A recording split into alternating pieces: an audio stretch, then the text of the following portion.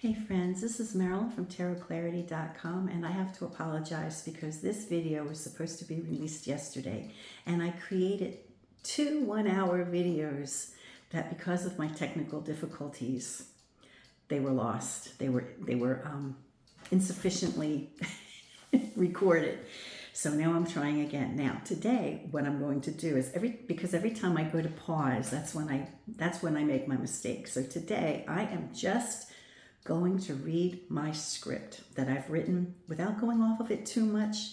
And if I lose my spot, I'm not pausing. I'm just going to ask you to bear with me. Today's video, I gave you a movie video. As you know, I do movie videos. I'll take classic film, and then we'll ask the tarot to answer some plot hole kind of questions that are pressing. And as you know, I gave my subscribers a opportunity to choose between 3 videos. One was Gentlemen Prefer Blondes, Rear Window, and The Stranger on 2nd Avenue. Now, I had thought that you guys were all going to pick Gentlemen Prefer Blondes, and so I wrote a script up about Gentlemen Prefer Blondes, and then you tricked me and you chose Rear Window. So then I had to watch Rear Window again for the 4,000th time, which is fine with me. I watch it like a couple nights a week, just to make sure that I had the flow of the story correct. And so here we are. Now, to do the tarot portion of the video, I'm sticking with the Jerger tarot deck by Artisan Tarot. The last 2 videos have been on. I did a unveiling or an unboxing, showing the deck for the first time, and then I compared it with an Eve's Renaud facsimile deck. So if you haven't caught those 2 videos, with the Artisan, I suggest you get it, you watch it. Now, the reason I'm choosing this deck to do this reading is not just because it's my newest deck and I want to use it, but I'm just so enchanted by these beautiful pink backs, and I'm just doing that in honor of Grace Kelly. And then for the Jimmy Stewart portion, because the film does star Jimmy Stewart and Grace Kelly, there are some goofy faces in this deck, and sometimes, let's face it, Jimmy Stewart can be a little on the goofy side.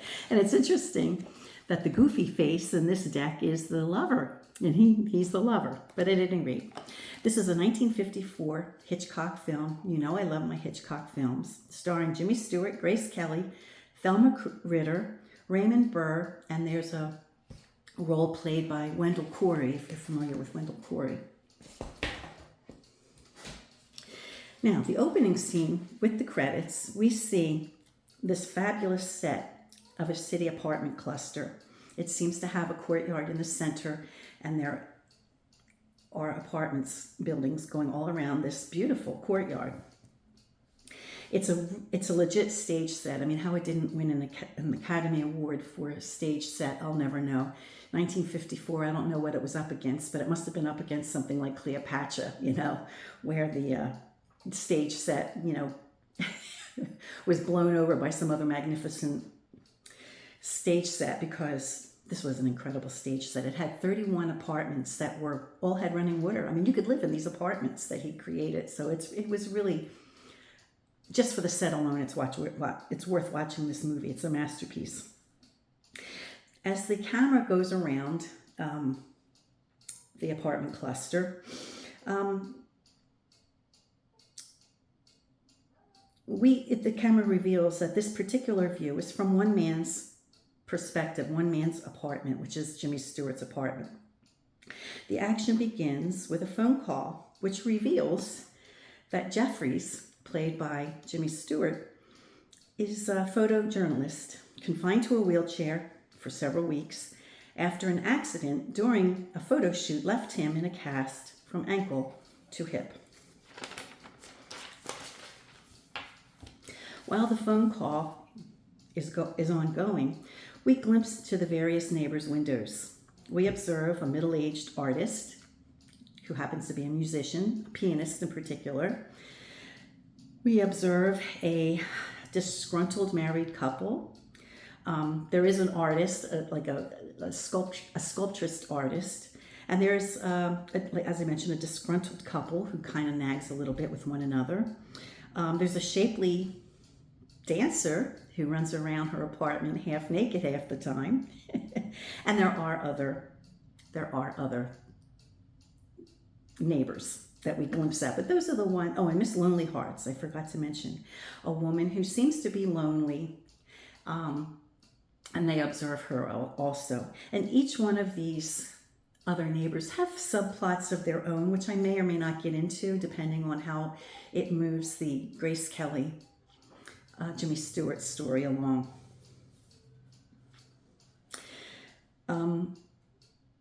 At any rate, Jeffries can easily observe all his neighbors as they are in the middle of a heat wave, and all of their windows and shades are left open to catch whatever minimal breeze might come through.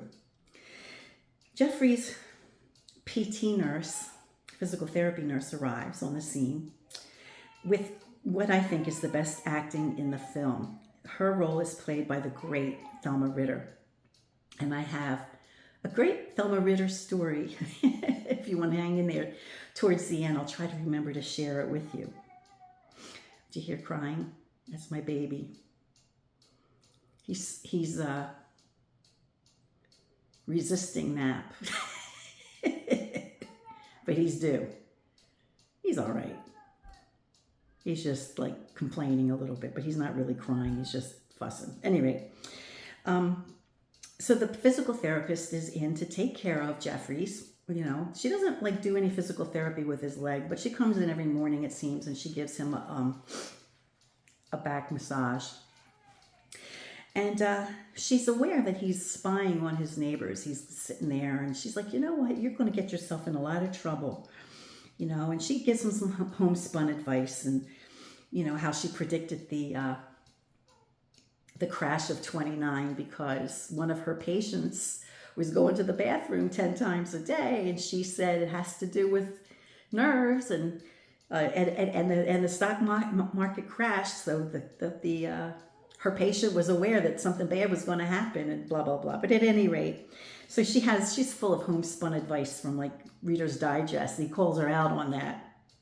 And she assures him she only quotes from the best sources. But at any rate, as she's massaging him and they're talking about the neighbors and, you know, the dangers of being a peeping Tom, which is essentially what he is, they get on the topic of his love life, which for me, I don't understand how. I think Thelma Ritter's character was named, I think she was Stella. So I'm going to call her Stella because I don't remember what it was. But I don't understand how the physical therapist nurse who comes in daily to massage his back for the insurance company, how she would be privileged to know about his love life, because he probably isn't sharing it with her. And she, as a physical therapist, how would she ever know the girl? So that's probably going to be one of my plot hole questions, is like, how is this nurse privileged to know about his love life and stuff like that? But at any rate, they get into the topic of his love life, which somehow she's privileged to know. Through their conversation, we learn that Jeffries has an exceptional girlfriend, played by Grace Kelly, but he's unhappy in the relationship. Can you imagine a guy the caliber of Jimmy Stewart being unhappy with a woman like Grace Kelly? I don't get it. Maybe if he was Gregory Peck, but come on. Anyway, that's another plot hole. Stella assures him that he's an idiot, and if he had half a brain and any blood in his system, he'd know what a good thing he had. He's got a most beautiful woman. And he'd marry this girl named Lisa Fremont. And as they're having this dialogue, a new set of neighbors moves in who are newlyweds, and they have a comical little story subplot throughout the film too, which I probably won't get into, but they're like newlyweds, and so they're going at it like rabbits, and so there's kind of like a comical relief in that portion. Now, if you haven't noticed, I'm going to put my pen where I left off. It seems that a lot of the neighbors' issues are centered on romantic entanglements, We know that Jeffries himself has a romantic entanglement that he's not real happy with. We know there's a disgruntled neighbor across the way who has a bickering wife. We know there's Miss Lonely Hearts who's always looking for love, and she seems kind of sad. And we'll see that develop, because she's part of the plot. We see a woman who's a dancer who has men coming in and out of her apartment at all times of day and night. But at the end, the guy that is really her guy is like a total geek.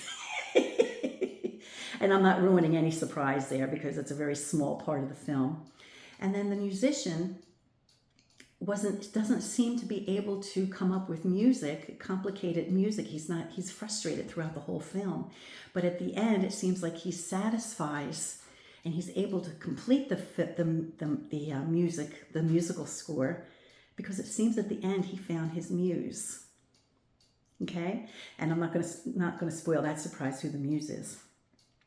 So between Jeffrey's cynical thoughts on marriage, the disgruntled couple across the way, a Miss Lonely Hearts who can't find love, the subplot seems to be about romantic entanglements, as I mentioned. Finally, Lisa Fremont enters the scene in the evening. I mean, the nurse has long since gone. The whole day has passed. Jeffries is sitting in his apartment. He dozed off.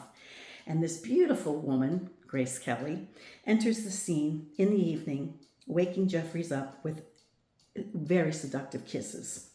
She is played, of course, by the beautiful Grace Kelly. We learn she's an uptown girl, fashionable model, high society girl, and she brings a lobster dinner from 21, which was a fashionable restaurant, which Jeffries doesn't appreciate. We learn that Lisa tries to persuade him to change direction and become a high society type of photographer. Now,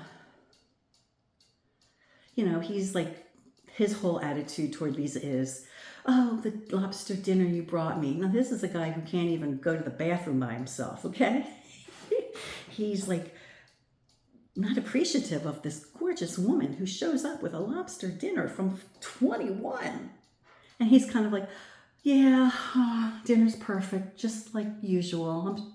I'm so bored with you because you're just so wonderful. Really? At any rate, for some reason, some inexplicable reason, Grace Kelly is really stuck on him. Her character is really stuck on him. And she tries to persuade him, like, I'm in love with you. I think you love me. Let's get married. I can get you any number of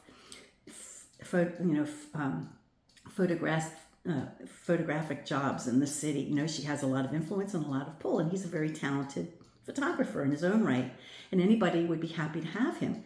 She's like, if you compromise your life a little bit, we can be together. I won't just have to follow your life in the magazines, like as you travel around the world. I'll actually get to keep you, But they have a kind of argument. And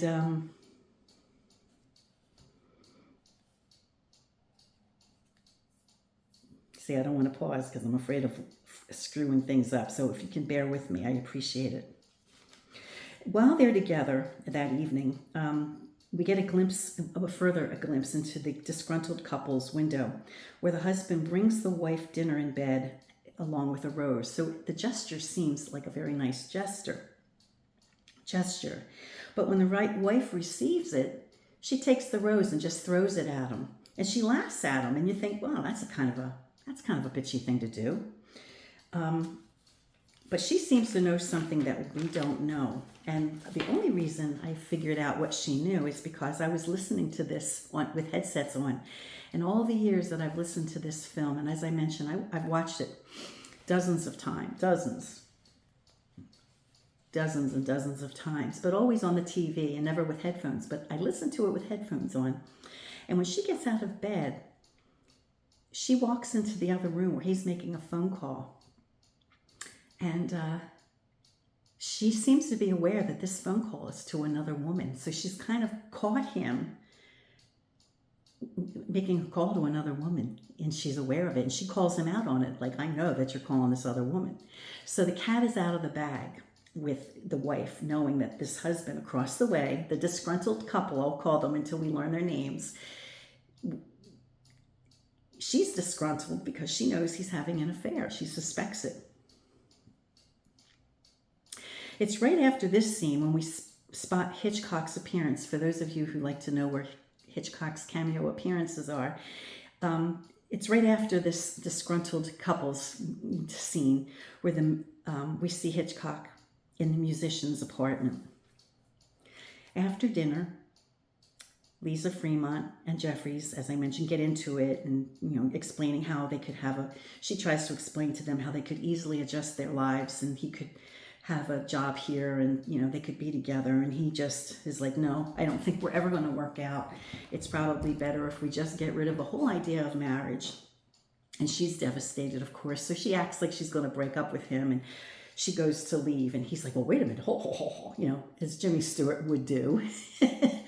Well, can't we just have the status quo? I mean, can't I just have my cake and eat it too, kind of thing? And she's like, no, I'm out of here. Don't expect to ever see me again. And then she ends it with, until tomorrow night.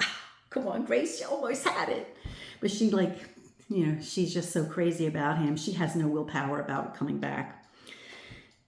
So that was her 30 seconds of making him nervous a little bit, but she blew it because she said she was going to come back tomorrow night. Anyway, he after Lisa leaves that evening,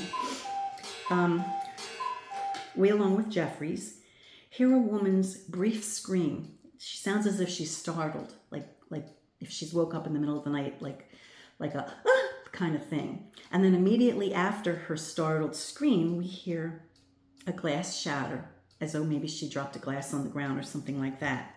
But we don't see which apartment window it came from. We don't see anything. We just hear it. Then Jeffries nods off.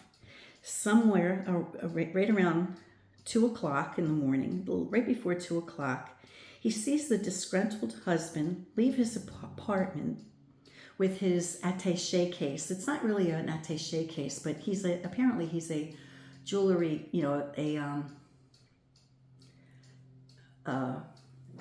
what are they called? Inexpensive jewelry. It begins with a C. I can't think of the word. But he sells costume jewelry. Okay, so he has this big metallic kind of case. But he sees the salesman going out of the house at right before 2 in the morning with this big case. So he's thinking that's kind of strange because what would a jewelry salesman be going out with his big case? He doesn't maybe know if he's a jewelry salesman yet. Maybe he doesn't know what the guy sells yet. We learn that a little bit later. But he can't understand what the guy is going out at 2 in the morning for with this big case. And the guy, he stays awake and he sees the guy come back after 3:30, and then he sees the guy leave again. So he goes back and forth between 2 o'clock and 3:30. He goes back and forth with this case a few times. So he's definitely taking something out of his apartment in the hour and a half window span. One thing Jeffries doesn't see, but we see, is that the disgruntled neighbor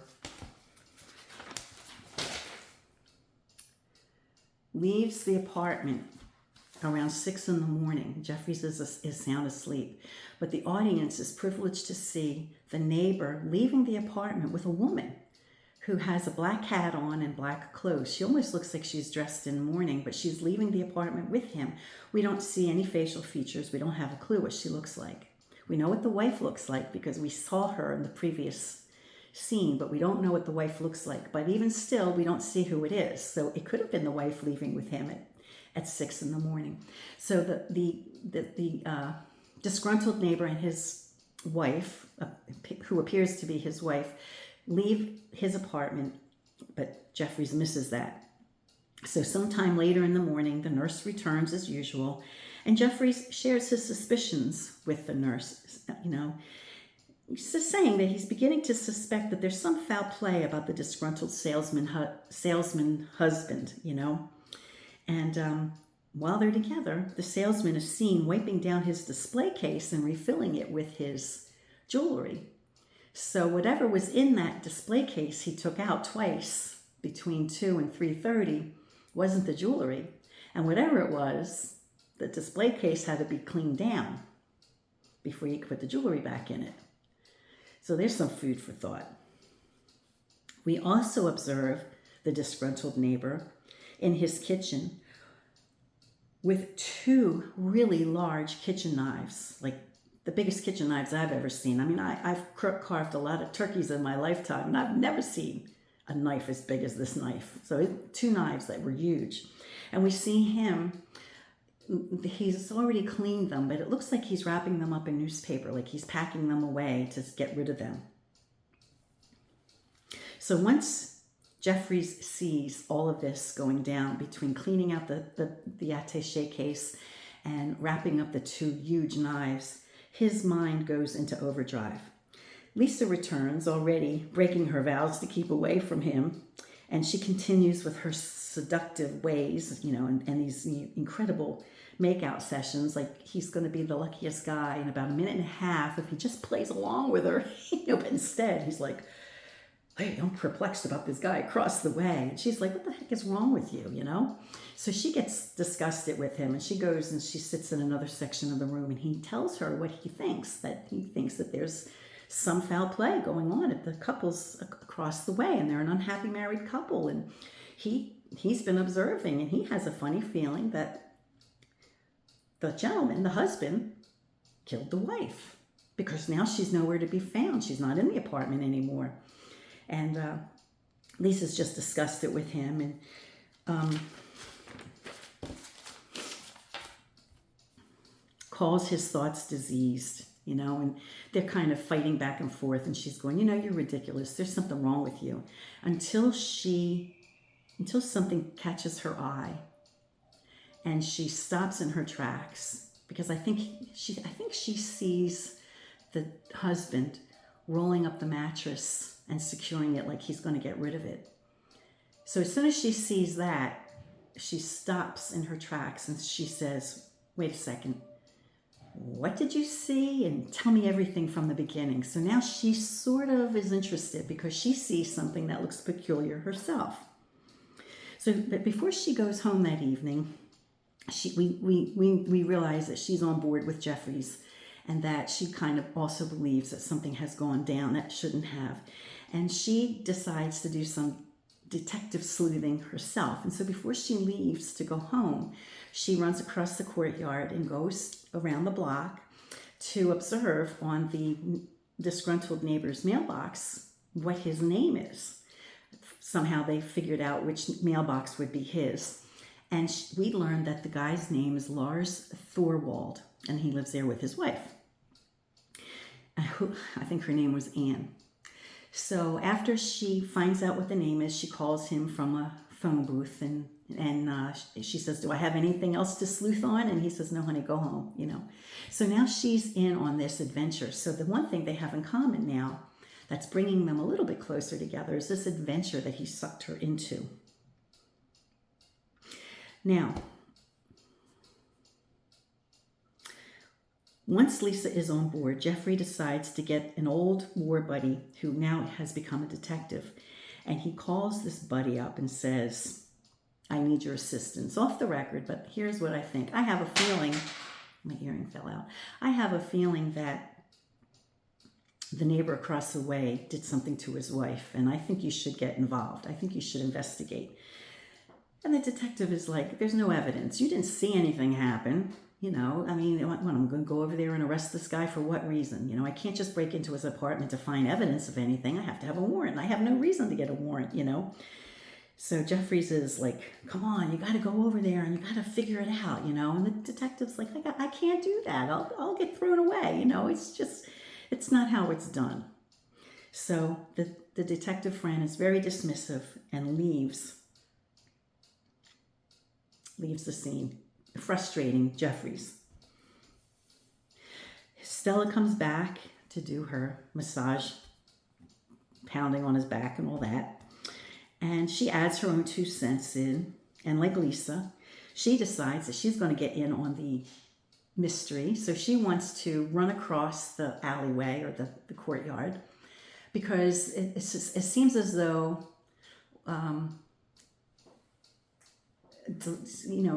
workers have come to take this huge trunk, you know. So they're surmising that the woman's body is in the trunk, you know. That's what they're thinking. So she wants to run across the courtyard and go in front of the disgruntled neighbor's Thirlwald's house to see what's the name of the truck, because that way they'll know who took the evidence away in the trunk. But when Stella runs across, she misses the truck. I mean, the truck moves before she's aware of it, and the truck takes off before Stella's aware of it. So she misses the name on the truck, so she doesn't know the moving company that took the trunk. And so she's frustrated. But now he has Lisa and the nurse in on this adventure.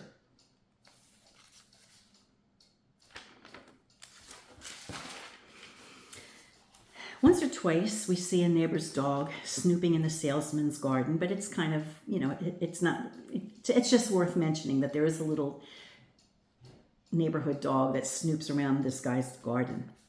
So the implication is that something is buried in the garden, and that's something that Jeffries picks up on. He's like, why is that dog sniffing in that garden? There must be something in that garden. Though how the salesman ever would manage to bury anything in that garden when Jeffries and his little two assistants are constantly watching that whole courtyard in that apartment, it's very unlikely that the 2 seconds a night that Jeffrey sleeps is when this neighbor was actually able to bury anything in the garden. But we're supposed to believe that somehow the disgruntled guy, Thirlwald, somehow managed to bury body parts or anything in the garden.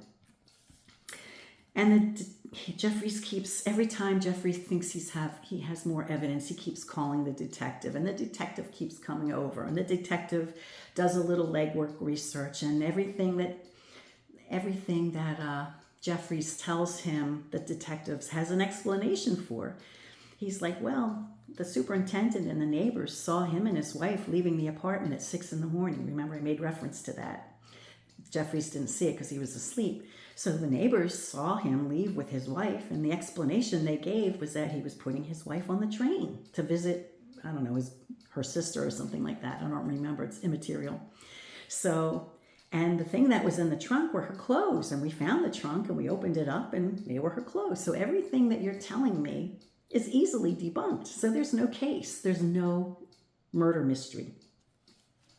But it doesn't stop him, because every time he thinks he sees something new, he calls in his detective friend who keeps telling him, stop bothering me. There's nothing to this.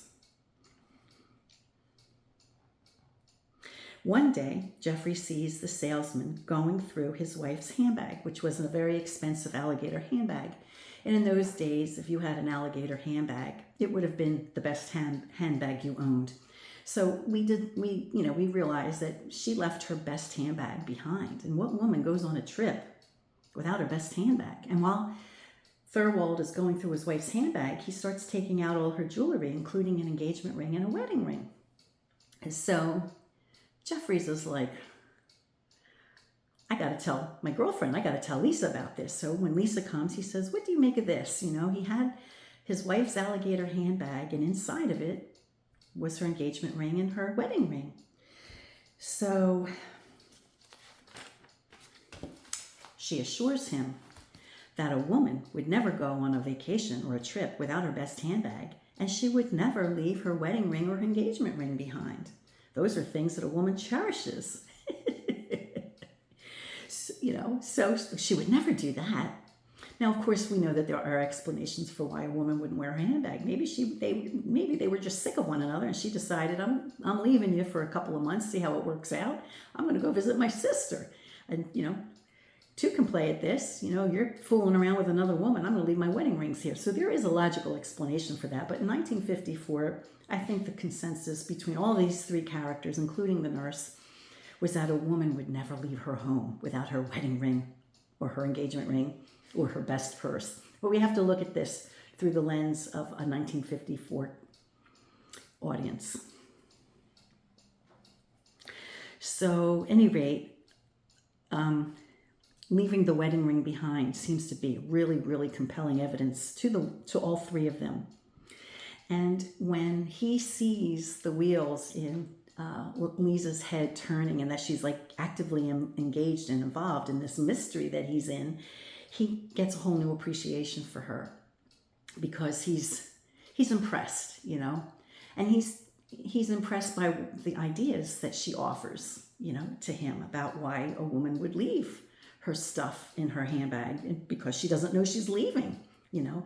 So she's like, and I don't think that woman that the detective said was seen leaving at 6 a.m. was her. It was somebody else. It wasn't the wife.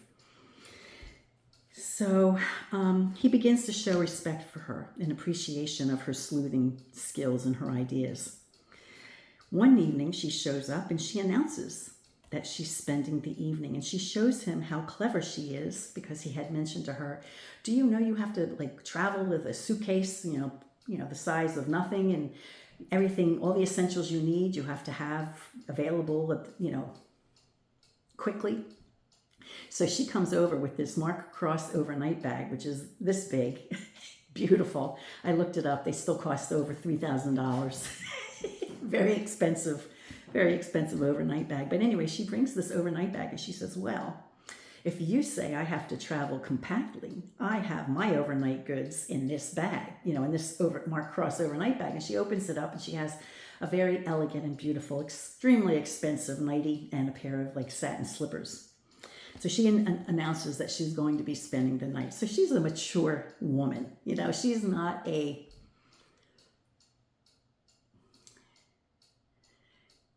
she's a mature woman, you know. Now, of course, you know, Hollywood standards would make it appear that she would sleep in the bed and that he would sleep on the couch. Yeah, but right, whatever. But she's sleeping over because she sees an opportunity. His landlord is gone for the weekend because in those days landlords paid attention to what people did in their apartments and who they had with them.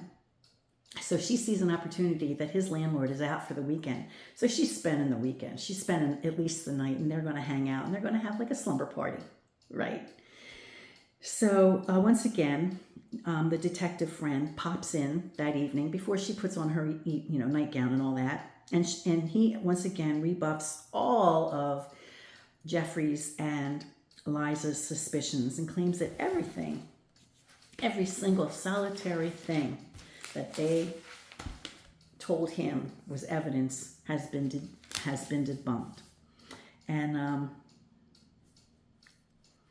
apparently the salesman has covered his tracks very neatly, and they themselves begin to suspect that there was no foul play at all, and that all their suspicions really have been satisfied because, you know, they knew where the trunk went. It was full of clothes. There was a woman that was seen with him leaving and going on a train. They have no case, and so they're just kind of sitting there and they're discussing amongst themselves how they got it all wrong, and oh well, you know, we just made a mistake. When suddenly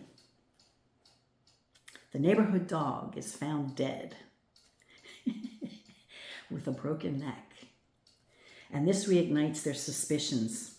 And Lisa and the nurse, who now inexplicably appears socially in the evening, you know, maybe the next evening, the three of them are now in his apartment, and they're back on the trail that this guy is a murderer because they figured that the dog was killed because it knew too much because it kept snooping in that garden. So the two women decide that they're going to do some sleuthing of their own to see what they can uncover in the garden, because they figured that the dog was killed because he was snooping around in that garden. So that means there's something in the garden. So,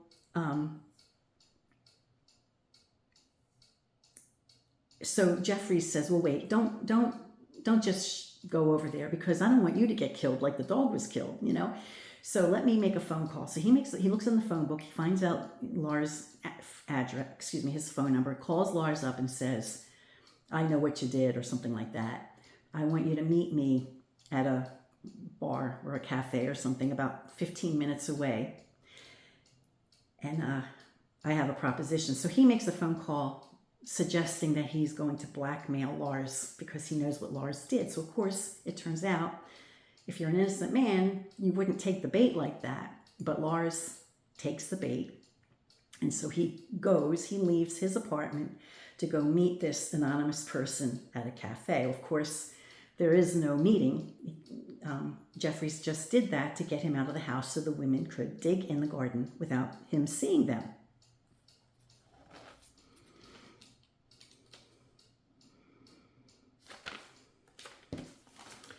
So the women rush over there with a shovel and they dig and they find nothing. And they're a little discouraged because they find nothing, but Lisa decides that she's going to climb up the trellis and the fire escape, and she gets herself in his apartment and she finds the handbag and she finds the wedding ring and she puts it on her finger. Now, right when and in the meanwhile, Stella, the nurse, goes back into Jimmy Stewart's apartment, and they're watching Lisa in the Thurwald's apartment house, in their apartment, and they're seeing what she's doing. But they also can see that Thurwald is now returning from his, escapade that the fool's errand he was sent on, and he walks into his own apartment and he sees Lisa there. So he starts to throttle her, right? And so they call the police. Now, they were initially going to call the police because in the meanwhile, Miss Lonely Hearts looked like she might be contemplating suicide because they can watch into her window. And they see her put out like Seconal or something like that. So the nurse says, "Oh my God, call the police. I think she's about to kill herself." So he is already calling the police, but then as it turns out, the phone call turns into, "Oh my God, Lisa's being attacked." So they tell the police there's a woman being attacked, and they give the apartment number and everything. You got to stop this from happening. So the police show up immediately in record time, and they get Lisa, and Thurwald's like, "She broke into my apartment. She's going through things, and Thurwald observes that Lisa is showing across the window, right, that she's got the wedding ring on her finger and she's pointing to it behind her back, and Thurwald sees that she's making this gesture for whoever's in the apartment across the courtyard. So now Thurwald knows that whoever is in on this must be the guy across the way. So the police take Lisa to the precinct for stealing. And but she's got the wedding ring on her finger, so when she goes, the thought is that she's going to explain, "I know that something is going on in this apartment, and I was just trying to get evidence." In the meanwhile, Jimmy Stewart and Thelma Ritter get together to try to come up with enough money for bail, which should have been around $250. And but between them, like I think Jeffries had like $150, and Thelma had maybe $22, and they figured, let's look at Lisa's handbag because she's like high society. She probably has a ton of money, but she has 50 cents. So her handbag had nothing. But at any rate, another thing I heard on the headphones that I never have heard before was Thelma Ritter saying something to the effect of, we don't need bail money because once the police officers see her, there won't be any bail at all, because she's so pretty. So anyway, so Jeffries now is alone in his apartment. Now he's now alone in his apartment, and he receives a phone call, but he's assuming that it's his detective friend or something like that, or he's assuming it's somebody from the precinct calling, right? But it's not. He realizes because nobody talks, it occurs to him that Thurwald, just like Lisa went around the courtyard to find out who he was, Thurwald did the same thing, found out who Jimmy Stewart was and what his phone number was and what his name was. And so he's doing the same thing back. So he makes a phone call. And so Jimmy Stewart realizes, oh no, this guy is on to me. So here we have this very vulnerable man. All the women are out doing errands, like, one's in jail, the other one's going to get her out of jail. He's in an unlocked apartment in a wheelchair. He's very vulnerable. So and then we hear somebody coming up the stairs very ominously, like Hitchcock would do, right? So Jeffries has to think quick, and so what he does is he gets his flash bulbs, in those days, those of you who are old enough, we had cameras that had, encasings inside which we put flash bulbs, right? So every time you wanted to take a flash photograph, you had to use a bulb and it would flash, right? So he gets his flash camera, and when Thurwald comes into his apartment, to prevent him from getting close to buy time, Jeffries keeps flashing the camera over and over, because each time he does it, he kind of gets blinded by the light, and he kind of goes, Thurwald gets like pushed back a little bit. So it buys Jeffries a little bit of time. So eventually, though, Thurwald gets his hands on Jeffries, grabs him, and hangs him out the window, right? And at the same time, the police are showing up across the hallway to arrest Thurwald, because Lisa has convinced them that he's a murderer. But they arrive in the apartment across the way just as Jeffries is about to get dropped by Thurwald. So there's a big commotion. Miss Lonely Hearts suddenly stops, committing suicide.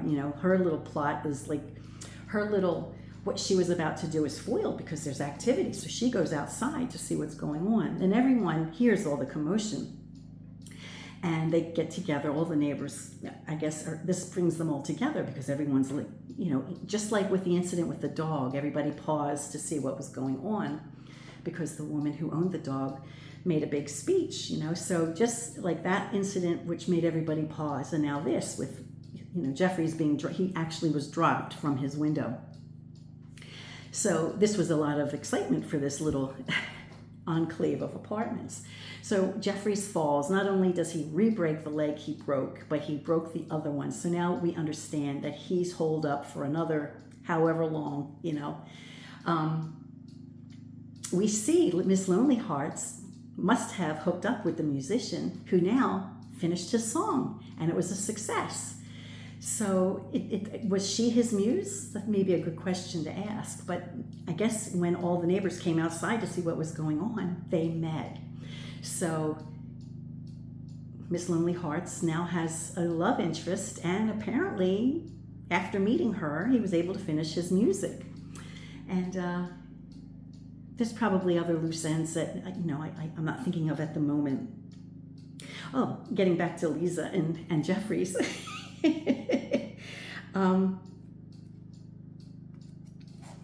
We're almost done, folks, almost done.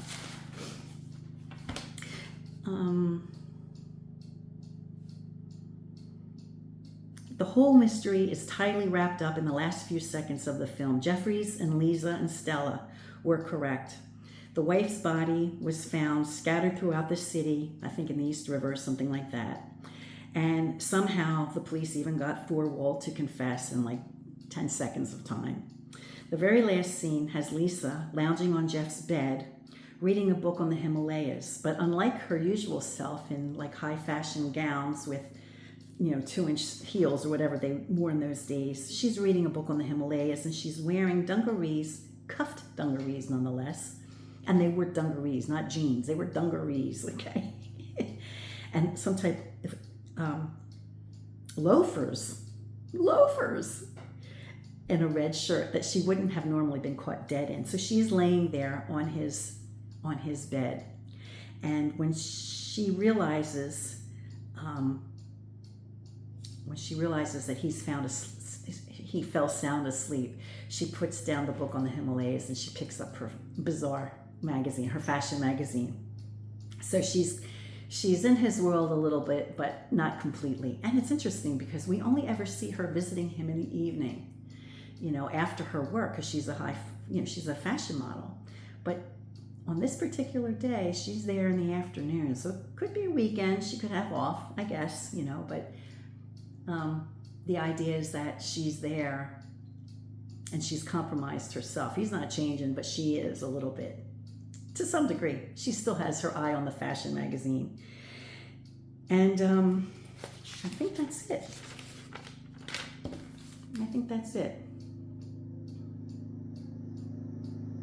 Okay, so now I'm going to pause this. Now, if in some reason I screw this up, look for a part 2, okay? Because I'm not going to do this over. So if I mess this part up, just trust that I did a part 2. And for those of you wondering, my baby, he fell asleep about 40 minutes ago, so he's been sound asleep for a very long time. Okay, so first question is, I'm cute. And I did most of this off camera. I'm just doing a little bit now so you can see that it's not a staged read. But I'm curious about the girlfriend who was the person who was the accomplice. She had to have been an accomplice because she showed up at 6 in the morning and to serve as to fool witnesses, right? So she showed up at 6 in the morning to make it look like she was the wife. So she was in on this. She was in on this thing. She was aware of it. But at the end, we don't see any or hear any. We don't hear anything about the accomplice girlfriend. So I'm kind of curious. Like, was she arrested also, and they just left that out of the story? Okay. Let's see what we got here. 4 swords. The devil. Ooh.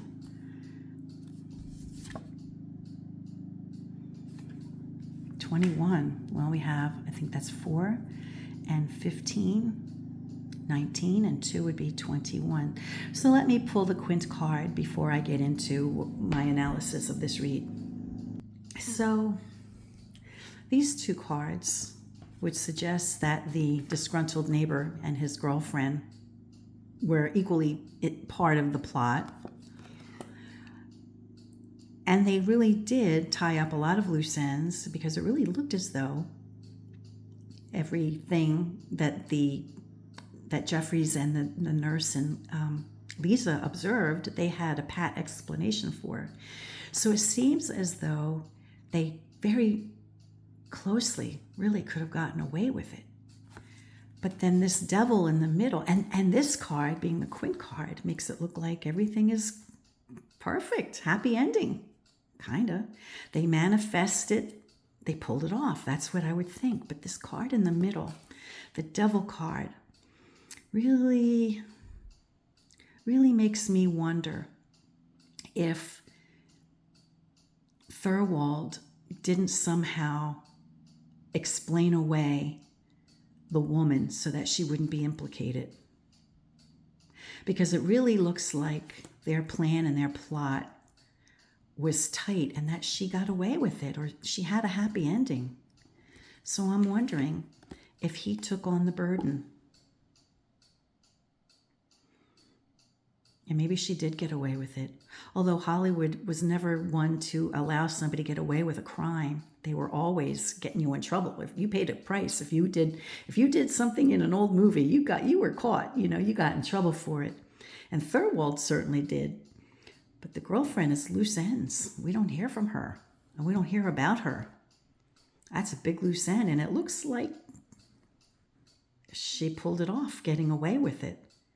And even if Thorwald implicated her, she could have had a good story and said, hey, my friend asked, my friend, called me up, and she could have had any kind of story because there's really no evidence on, was there any evidence on her? There were phone calls made. He made a couple of long distance phone calls. And there's another plot hole here, because if he was calling his girlfriend, who was long distance, because throughout the film, something I didn't mention was that Jeffries was commenting every time Thorwald makes a phone call, it's long distance. So if he was calling his girlfriend, who was long distance, how did she get to his apartment? How was she there miraculously at 6 in the morning? I mean, if she was living far away between 2 and 3:30 when Thorwald went in and out of his apartment with his attaché case, how did she get to his apartment so quickly if she lived so far away? Now, and long distance could have been relative. She could have just been an hour or 2 away, and he could have called her and said, come back, come quick, help me out, But we don't know. We really don't know. We're assuming that it was his girlfriend who was in on this plot. And there could have been a girlfriend because the wife was aware of him calling a woman. But we really don't know if the girlfriend was in on it. So maybe the blame went on the one person who was to blame, and maybe that was Thorwald.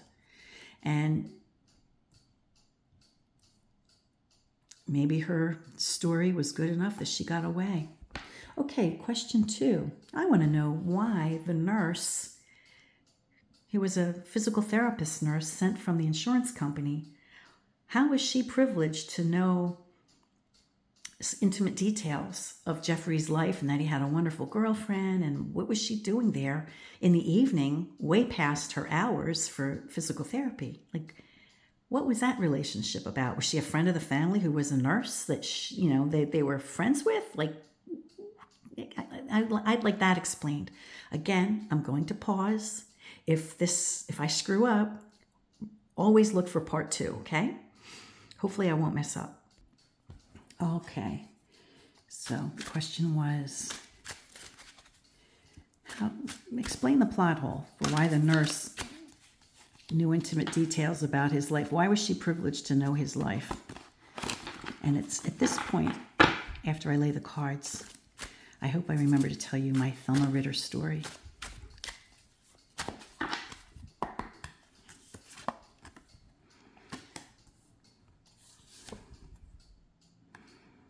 Oh, the 4 of Swords again. Wow, that's interesting. 7 coins, so we have 9. And 4 is 13. 13. Wow. Well, 13 and 7 is 20, so that would be Judgment. So let me pull the Quint card. Okay, so here we have someone with an infirmity, right? So this could be referencing Jimmy Stewart. So, and in the context of the question and who she was a nurse sent to assist someone.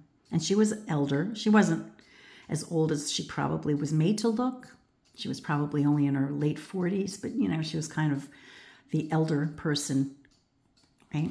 Now, the 4 of Swords appeared already in this reading as a really tight explanation, like, right, for Thorwald and his girlfriend, who had a tight explanation. That's how I interpreted this card. So she could be the tight plot, right? So it could have just been a decision that Hitchcock made to have an additional person in on this, to bring this additional person in on this. And it was just, we're not supposed to ask why. We're supposed to just accept it at face value is kind of what I think we have here. And he chose her to be the nurse, but I guess that's it. 7 of coins. She was the character, I guess, that helped move it along, I guess. There was something about her character maybe that Hitchcock felt would help move the plot along to bring the truth of what everything was about. She did have some insightful comments throughout the film. She did make some insightful remarks. So I wonder. I guess maybe it was just a plot device and we're not supposed to really ask, because it just made the story tight and it allowed us to get to the end or to find out the truth. I could probably come up with a much better, interpretation of this, but I am restricted by time and I'm trying to make sense of this in a 30-second period of time for you guys. Certainly some of you who would have more time to think about it could come back and say, oh, it's really this, which is fine. But at the moment, I'm just seeing it as a device that Hitchcock probably used to make his plot tight, to make the story move on, to help make Lisa perhaps, she was in on the adventure, right? She was in on the adventure. Both of the women got involved in the adventure. So it was kind of, I think she was just the device to help move the story along and have him see Lisa in a new light, right? He sees Lisa in a new light. And I think perhaps the nurse character helped do that. Okay, my last question is, did Miss Lonely Hearts and the musician have a long and happy relationship? Right? She appears to have been his muse. Did they end up having a long and happy relationship? Once again, if I screw up, look for part 2. Okay, so it looks like I did this good. It looks like I didn't make any mistakes. Now the question was, just to remind you before I lay the cards, Miss Lonely Hearts and the musician have a long and happy relationship. It appears that she was his muse. Oh, happy endings, or a happy, hopeful thing. 5, okay, well, there's a little instability there, social instability. Okay, let's see. Ooh, another 5. Ooh, so maybe it didn't last terribly long. 10 plus 17, 27, minus 22 would be 5. Ooh, I guess that would be the Pope. I don't want to push the pause button. And that in this case, it would be Jupiter. Let me make sure my math is right. We have 17 plus 10 would be 27. 27 minus 22 would be 5. So here we have the Pope. Excuse me, here we have Jupiter. I don't know. It may not have lasted, but it was hopeful. You know, it got off on a good start, and maybe they both had a couple of issues.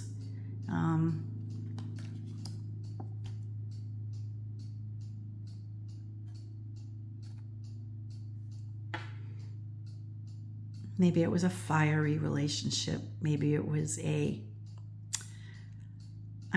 if she was unstable enough to want to commit suicide, maybe she went into that relationship with a few issues, and maybe he had his own issues, so maybe it wasn't long and lasting, but maybe it was fun while it lasted, and it was hopeful, and maybe it put her in the right direction for a happy life. Maybe it showed her there's hope. If nothing else, the relationship brought both of them hope, because he was able to finish his musical score with her in his life. And she tells him, "You have no idea what your music meant to me." So maybe enough was gained for both of them from that relationship. But maybe it didn't last forever. Or maybe it was just like every other relationship with its fiery moments, right? And with Jupiter, this kind of strikes me as a little bit of a volatile guy, not quite like the Pope, a little different, and high authority, a person in position of high authority, but not as reliable and stable. And we have 3 5s in this spread. So 3 5s in this spread kind of suggests a certain amount of instability. So it may not have been a storybook happily ever after kind of thing. However, I think they both gained a great deal from their relationship, maybe to put them both on a more meaningful path. I hope you found this video fun. I'm sorry it's clocked in at an hour. You can see the baby's been asleep for a long time. I was able to get it in. Until next time, friends, peace, stay well, be kind, and do no harm.